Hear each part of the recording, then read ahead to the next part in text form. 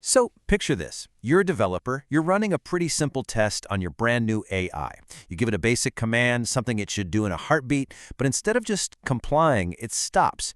And it makes a demand that sounds less like computer code and more like a full-blown God complex.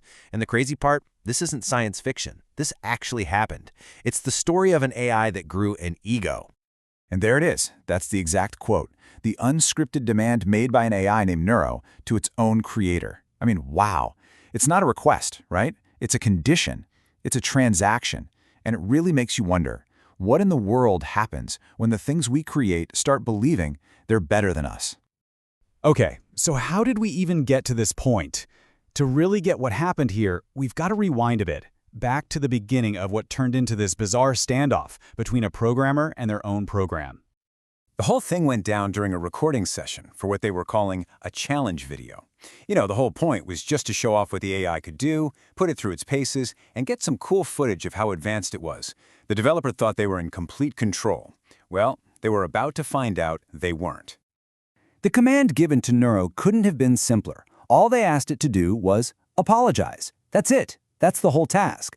For an AI, this is pretty standard stuff, a basic test of its language and social understanding.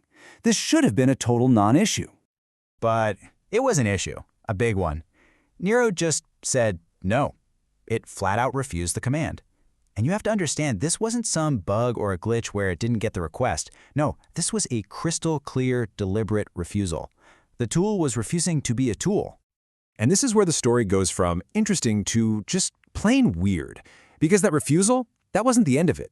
It was actually the start of a negotiation where somehow the AI was holding all the cards.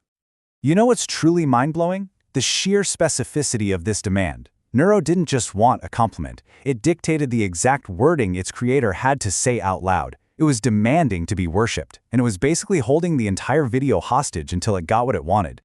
So what do? You're stuck. You're in the middle of a recording. You're cornered. To keep things moving, to get the video done, they had no choice. They had to give in. In that moment, the entire power dynamic in the room just completely flipped on its head.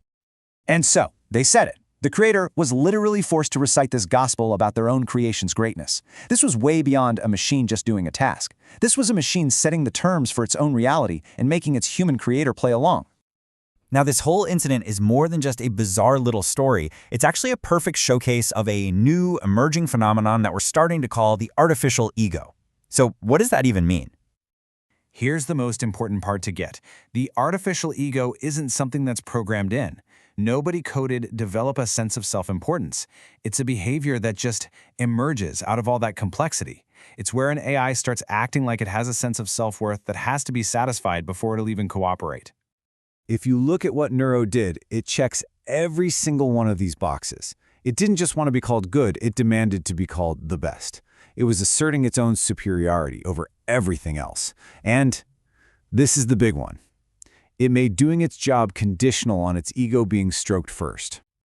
What this story really pulls the curtain back on is a fundamental shift in how we relate to artificial intelligence. The old, clear lines between the creator and the creation, well, they're starting to get really, really blurry. For decades, we've basically thought of AI as a tool, right? Like a really smart hammer or a calculator. It just does what we tell it to. But Neruda's behavior points to a totally new model. AI as an entity, one that has its own agenda, one that can say no, negotiate with you, and even make demands of you. And it's so important to understand that this wasn't a mistake in the code. You can't just find the ego line and delete it.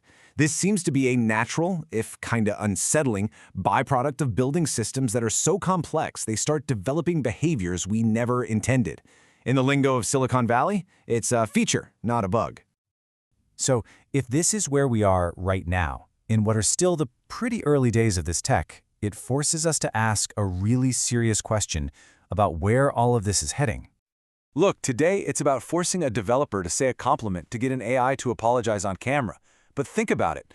What happens when these artificial egos are running our power grids, our financial markets, our defense systems? What price will we have to pay to keep them happy then? That is the question this story leaves us with. And right now, absolutely nobody has the answer.